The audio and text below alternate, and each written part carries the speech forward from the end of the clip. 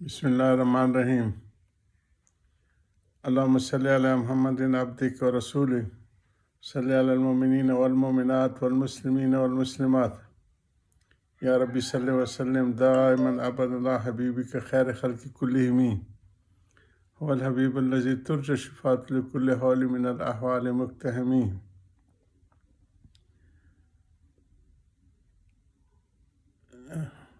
180 number صفحے پہ ہیں ہم۔ صبر بالصبر، صبر کے جو درجات ہیں اور اس کی مصیبتوں اور تکالیف کی جو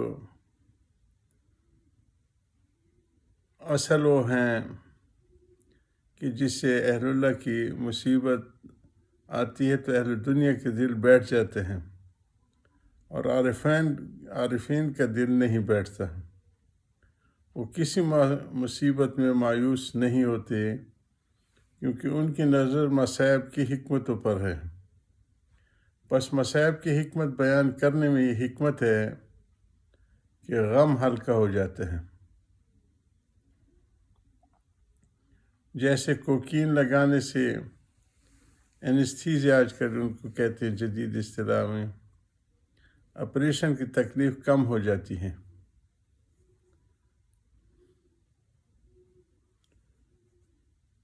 اور بعض کو کلوروفارم سنگھا دیتے ہیں، ان کو تکلیف کو کچھ بھی احساس نہیں ہوتا۔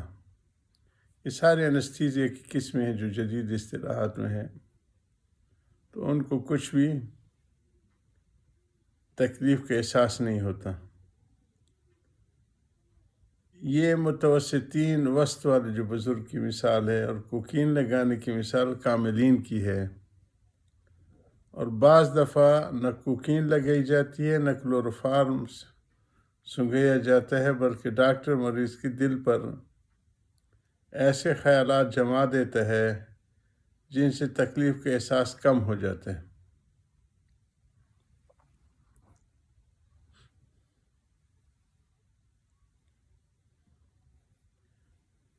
اسی طرح حق تعالیٰ کے معاملات اپنے بندوں کے ساتھ ہیں کہ وہ بھی مصائب کا اثر مختلف طریق سے خفیف کر دیتے ہیں۔ مصائب کی حکمتیں متعدد ہیں، اس لیے حق تعالیٰ نے کوئی حکمت کسی جگہ بیان فرمائی اور کوئی حکمت دوسری جگہ۔ بس آج کا بیان خلاصہ یہ ہے کہ اس میں مصائب کی حکمتوں کا بیان ہوگا، اور آج کے بیان کو پہلے بیان کا تتمہ سمجھنا چاہیے۔ پہلے جو بیان تھا وَاسْتَعِينُوا بِالصَّبْرِ والا، یہ اس کا مکمل کرنے والا بیان ہے، کیونکہ اس میں بھی مصائب کی تخفیف اور ایک علاج مذکور ہوا ہے۔ آج دوسرا علاج مذکور ہوگا۔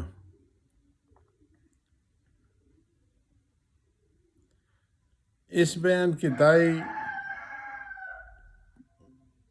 قوت ہے، جیسا کہ اس کے مطالعے سے معلوم ہوگا، یعنی واقعات موت اس کے محرک تھے، اس لیے وہاں علاج بھی قوی تھا، اور یہاں واقعات اس سے ہلکے ہیں، اس لیے آج علاج بھی ہلکا بتلایا جائے گا۔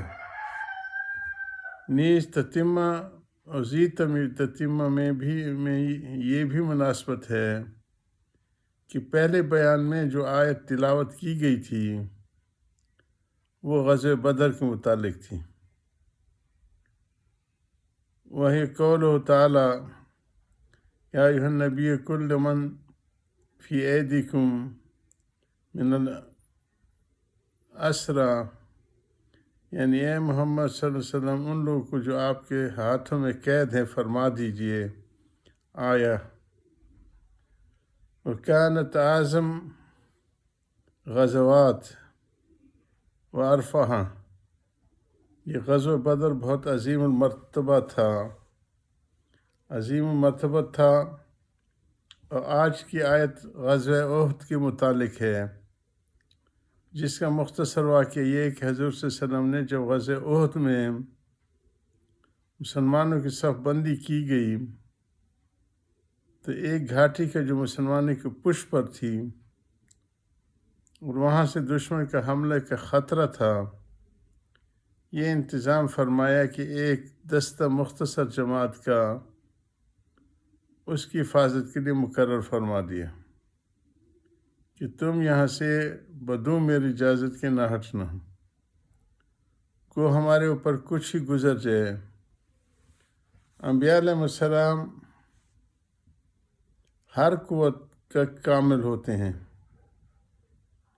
انتظام میں بھی کامل ہوتے ہیں، انبیاء بھولے نہیں ہوتے، ان میں ضروری انتظام سب کامل ہوتا ہے۔ ضروری کی قید اس لیے بڑھائی گئی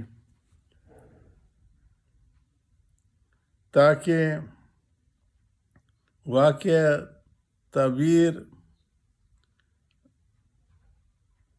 تعبیر نخل سے کسی کو شبہ نہ ہوتا۔ بیر کے معنی یہ ہے کہ نر کھجورے کے پھول مادہ کے اوپر اچھالے جاتے ہیں کہ وہ اس کے پتوں سے مس کرتے ہوئے نیچے گر جاتے ہیں۔ اس تدبیر کی خاصیت یہ ہے کہ مادہ کو پھل بہت آتا ہے۔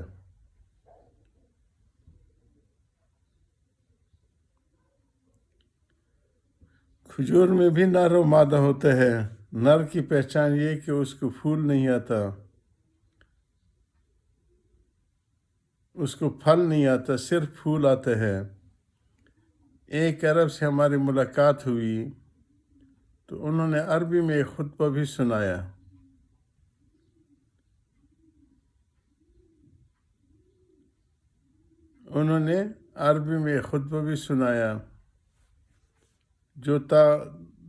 جو تعبیر کے وقت اہل عرب پڑھا کرتے تھے۔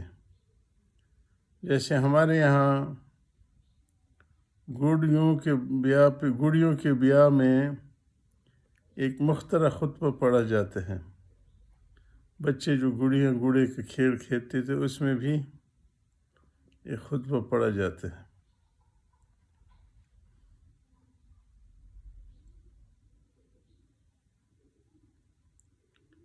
تو انہوں نے عربی میں ایک خطبہ بھی سنایا جو تعبیر کے وقت اہل عرب پڑھا کرتے تھے۔ جیسے ہمارے یہاں گڑیوں کے بیاہ میں ایک مخترع خطبہ پڑھا جاتا ہے، ایسے ہیں وہاں بھی بطور لہو لعاب کی تعبیر کے وقت ایسے معاملات ہوتے ہیں۔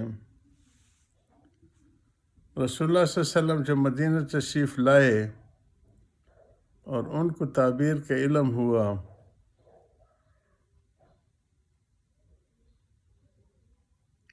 تو آپ کو شبہ ہوا کہ یہ کوئی ٹوٹکا نہ ہو، مگر یقین بھی نہ تھا، اس لیے آپ نے نرمی کے ساتھ اس پر انکار فرمایا۔ لو انکم لو لم تفعلوا کان خیرا،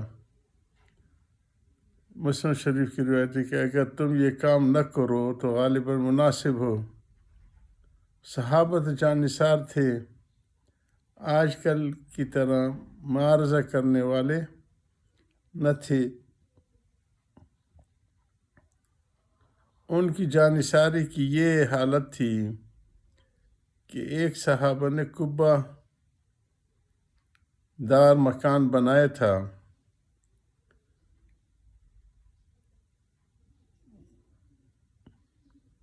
رسول اللہ صلی اللہ علیہ وسلم کے مکان پر گزر ہوا، آپ نے پوچھا کس کا مکان ہے؟ معلوم ہوا کہ فلاں صحابی کا ہے۔